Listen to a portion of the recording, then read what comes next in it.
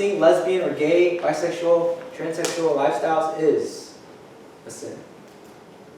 It's a sin because it is a distortion of God's one true gift of life that He's given us. It is a distortion. Alright? But as we see in this Bible verse, what does it say? That people, in their wickedness, in their evil, they suppress the truth. Meaning that they purposefully ignore it. They purposefully turn away from it. They do that on purpose. And because they did that on purpose, they chose to separate themselves from God. God is like, alright, you want to be separated from me? Then be separated from me. And as it says, God gave them up. God abandoned them to do whatever their hearts desired. Key word, their hearts desired. That means that this lesbian, gay, bisexual lifestyle, it's a symptom of our sin.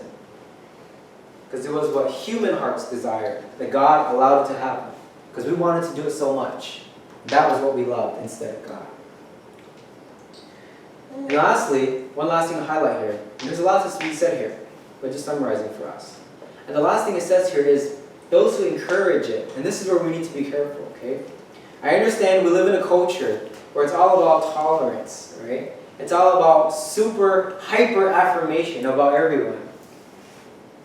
However, according to God's word, we cannot, as believers, we cannot encourage and support not just lesbian and gay lifestyles, but any sin, as we said earlier.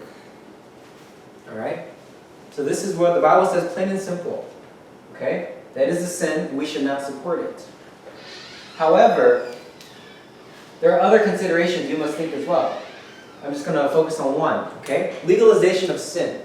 Just because the government says that it's okay, does that make it okay? Just because the government says, hey, don't worry about it, it's legal, does that make it right? Does that make it God-honoring? If you look at the history of Christians in Britain, it was the Christians who abolished legal child labor and chattel slavery. Chattel slavery is the type of slavery that you saw happen in America with the African Americans. It was the Christians who abolished these things. Remember, children working in factories for long hours, underpaid, and African Americans being slaves, that was all legal at one point.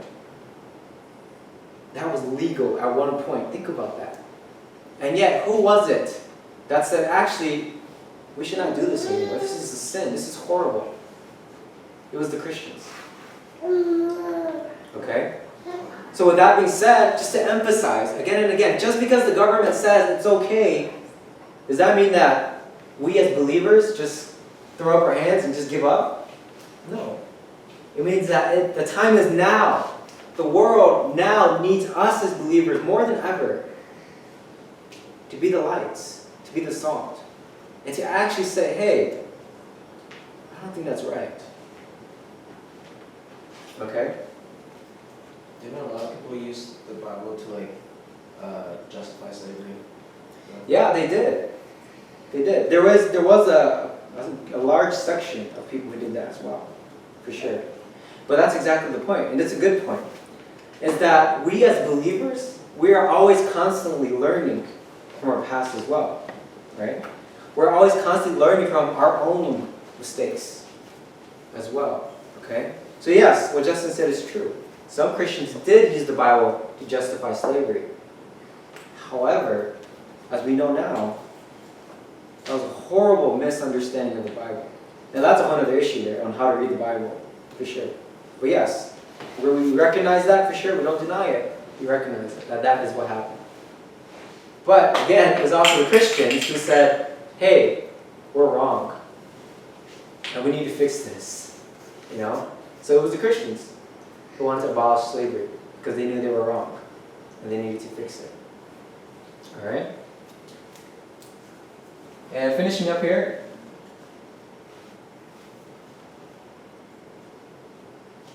Alright, so this short video, and I don't want you guys to just listen to me talk, but this is a testimony.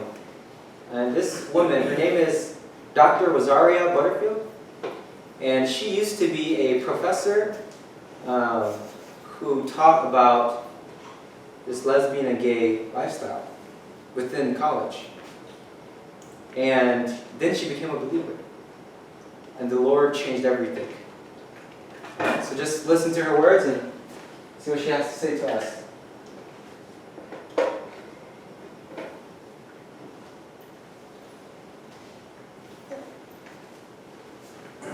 I was a gay activist. And I was also a lesbian and a professor. And the reason that I was a gay activist was not because I was angry or upset or had an axe to grind, but I genuinely believed that the world would be a better place with a politics of inclusion and acceptance, and I felt that sexual diversity was a key part of what real diversity meant. And I never remember struggling with same-sex attraction. In fact, when sometimes well-meaning Christians say, we want to put a banner out in front of our church and say, please welcome everybody struggling with same-sex attraction, and we're hoping we'll capture people like you used to be. I'm sort of scratching my head. I was a very happy lesbian. I was not struggling with same-sex attraction until I had committed my life to Christ, and then I struggled. But prior to that, there was no struggle. I genuinely believed that lesbian sexuality was a more moral choice. I had a heterosexual past, so I considered myself an informed lesbian, if you will. Wasn't raised in the evangelical church, so I'm not quite... I'll probably say other things in the next 10 minutes that might cause a fade. And I just really did not understand it. And I remember once speaking at a gay pride march, and there was someone who had a placard up that said, "AIDS is God's curse on homosexuals." And one of my friends quickly made a placard that said, "If AIDS is God's curse upon homosexuals, then lesbians must be God's chosen people." And I think, I say that, I'm not just to be a smart aleck, but I think people don't realize that when you choose to not share the gospel, but instead choose a kind of easy Christian moralism, it is so easy to defeat. It both angers and goads and confuses, but it also it falls apart. Mm-hmm. So how did you come to Christ? Yeah. Well, I had written an article that was published in the Syracuse Post-Gazette, and it was on the Promise Keepers. And I don't remember what the Promise Keepers did. Maybe my favorite parking spot was missing that week, but they came to town, and I was very much on a war against patriarchy, and so I wrote this letter. And I had just recently co-authored the university's first domestic partnership policy. So, so I think I was kind of in the news. And an elder at the Syracuse Reformed Presbyterian Church brought my op-ed and put it on Pastor Ken Smith's desk and said, "Look, we need to shut this woman up. She's trouble." And Ken apparently said, "Oh, how about if Floy and I invite her over for dinner?"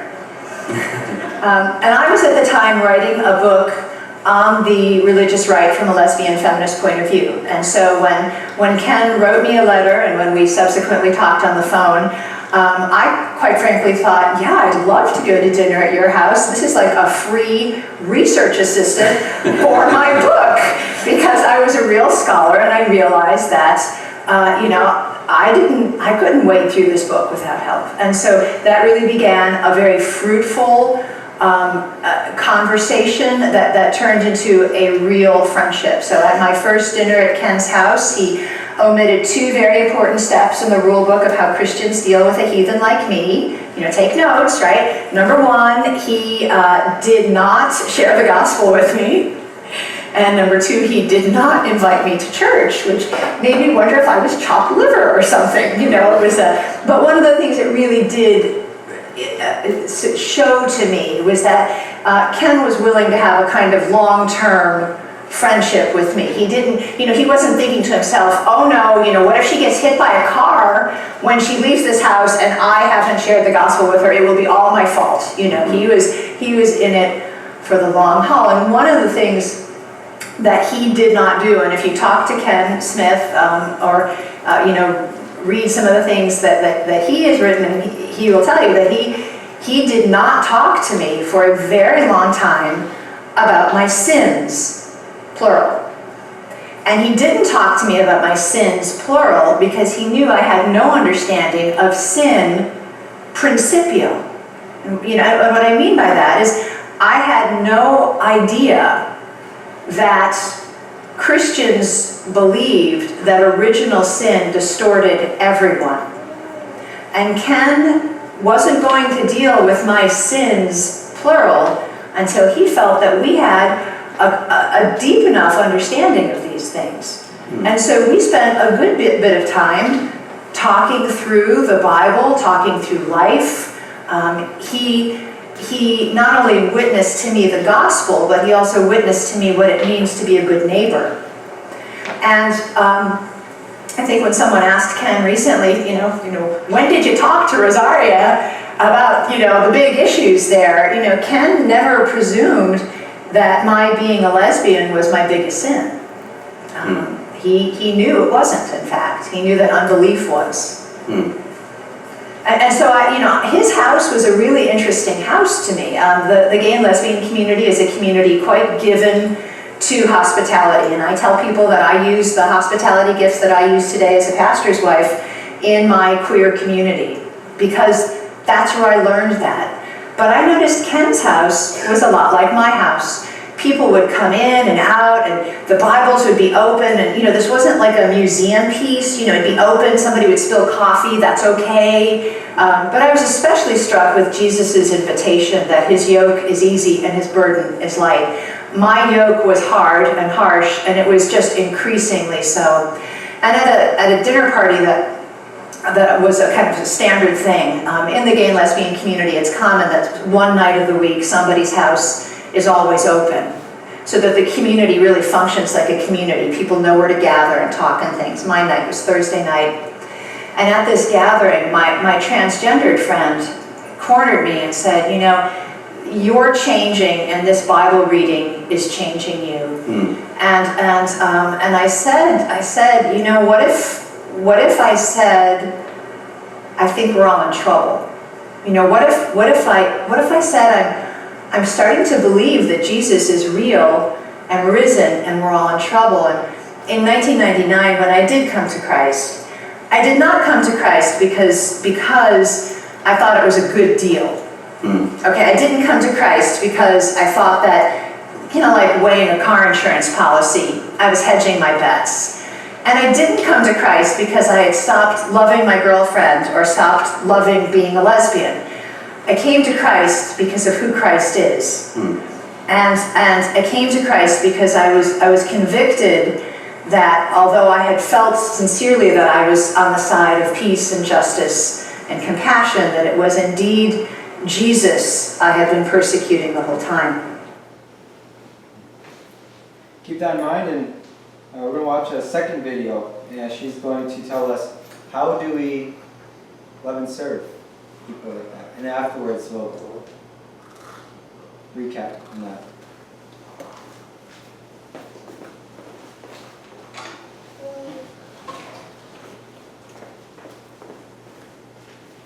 There are a number of things, but the first is that people are people, and folks who identify as lesbian or gay, bisexual, transgender, queer are, they're trying to make the most sense of their life as they can. They feed their dogs, they love their children, they keep good care of their gardens. I mean, people are people. And so the most important thing that Christians can do is not buy into this real travesty of personhood that has come to us through the category of sexual orientation, and that is to believe that somehow people who identify as gay or lesbian are a separate species of people. There's one category of personhood. A person has a soul that will last forever, is an image bearer of a holy God. So even when we meet people who are reflecting that image badly, and I think it's fair to say that we all would be considered that person, we still must see that person as an image bearer of a holy God.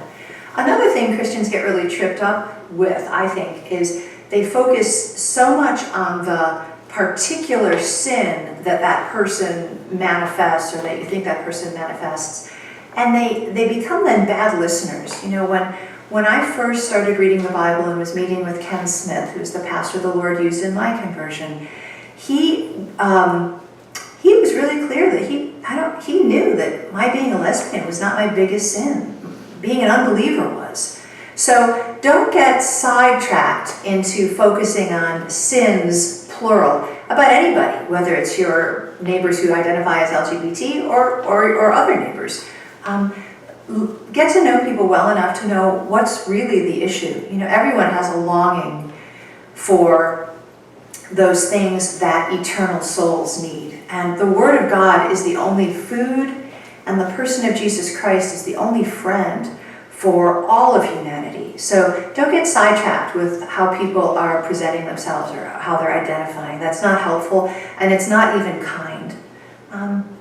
Another thing you might want to think about too is that before you focus on the specifics and on the consequences of original sin, a really helpful thing to do is to really just share worldview. When people get together and they talk, it doesn't hurt to say, well, you know, this is why Christians think the way they think. We believe that all people are distorted by original sin. Me and you and everybody else, we're all distorted differently. But before you get into the particulars of actual sins, it really does help to at least have some kind of opportunity to talk about some other things. And there's only one way to do that, and that's to actually have time with people, to not be afraid to linger with your neighbors, and to not be afraid to have a particular household that encourages people to come and share their lives.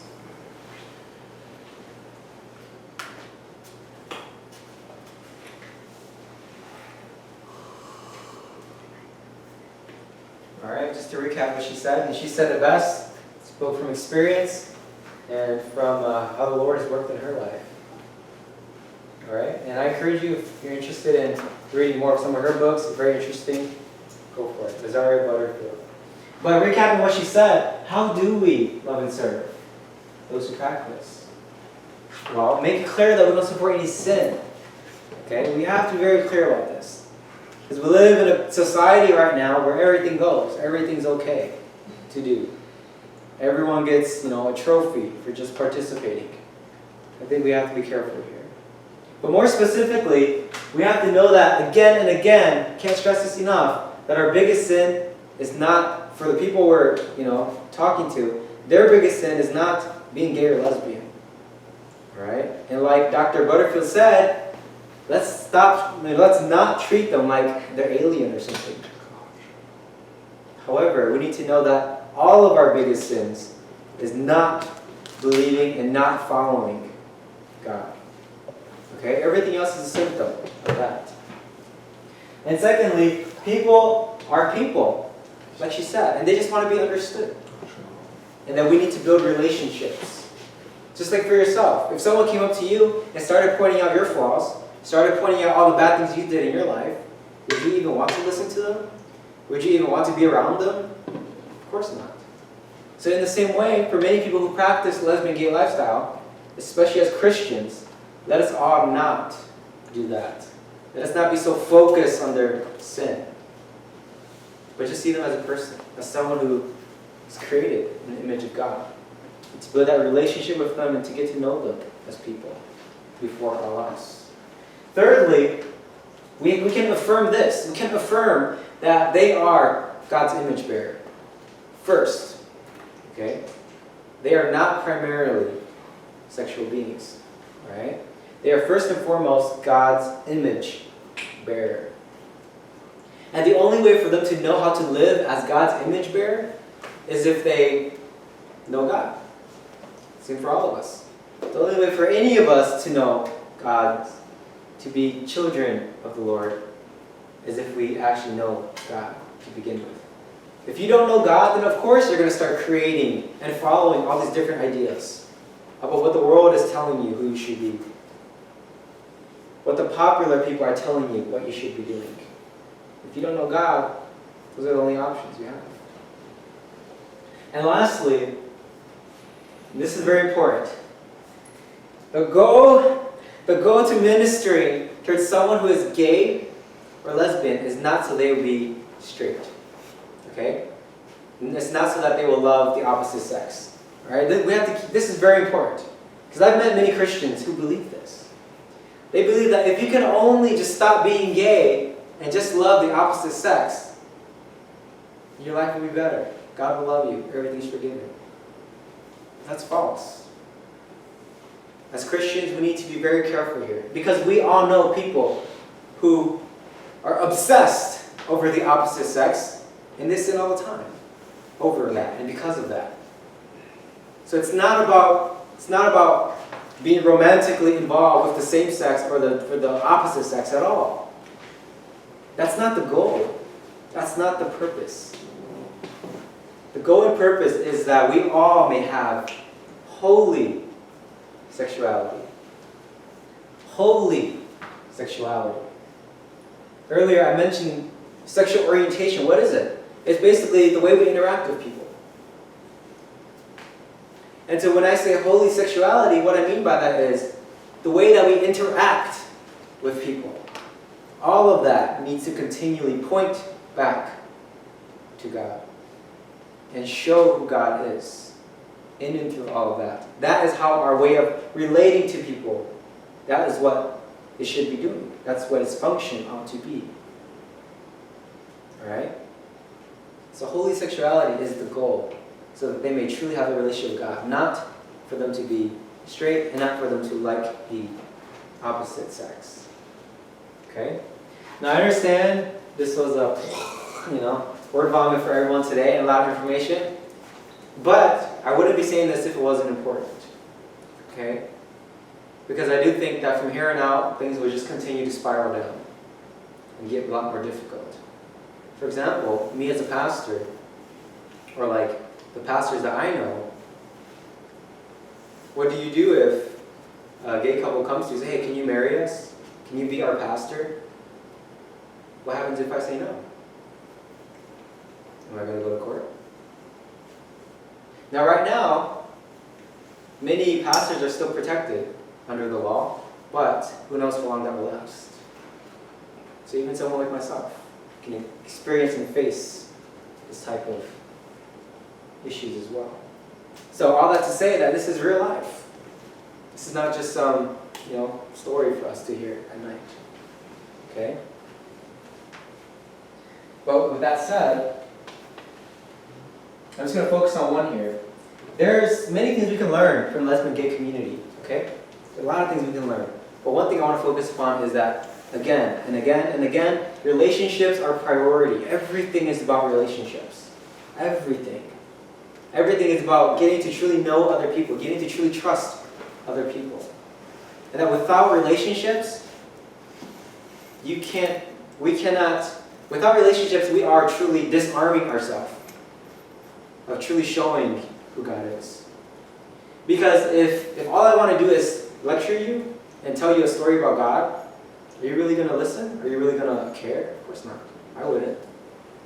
But if you have that relationship with people and you show them who God is with your life, that's a different story. And so one thing for sure we can learn from LGBT community is relationships are priority. And we as believers, we must continue to fight for that. And when we preach the gospel, when we share who God is, it is done in relationship with people. Alright? It's not just, we're not trying to sell them something. Okay? We're not trying to sell them this thing we call the gospel. I'm not trying to sell that to you. I'm not a businessman. Alright? No, we're not selling anything. Okay? What we are doing is showing them the true reality of this life and who God is. Alright? Now I checked the Q&A. There's no questions, which is fine. But that said, this would be the gist of it. And this would be